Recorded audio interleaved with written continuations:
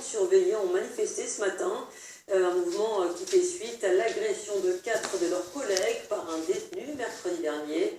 Les manifestants dénoncent un manque de reconnaissance de leur travail. Marc Poirot, Bérangère Danis.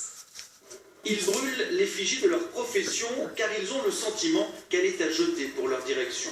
L'agression de 4 membres du personnel le 17 juillet est la goutte d'eau qui a fait déborder le vase. Le détenu a un profil psychiatrique lourd selon les syndicats et avait déjà été signalé comme dangereux. Il a blessé les 4 personnes avec un poing américain fait d'un stylo et d'aiguilles. Lui-même avait précisé qu'il allait passer à l'acte, qu'il allait agresser lors des ouvertures de portes. C'était un détenu qu'on avait tous signalé, les surveillants avaient signalé à l'aide d'un outil informatique et il aurait dû être transféré en hôpital psychiatrique et ce qui n'a pas été fait, il a été transféré le lendemain de l'agression. Voilà, encore une fois on a attendu qu'un drame se passe pour agir. L'intersyndicale FO et SPS, pour syndicat pénitentiaire des surveillants non gradés, ne nie pas la baisse du nombre d'agressions ces dernières années, mises en avant par la direction de la prison. Mais elle constate une plus grande gravité et dénonce aussi un manque de reconnaissance et de réactivité de la hiérarchie.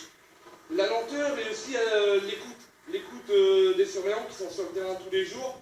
Et on a des observations qu'on met sur ordinateur. Et on se pose réellement la question si c'est pris en considération. Après, il y a aussi une part de gestion, il y a aussi une part concernant les codes disciplinaires des détenus.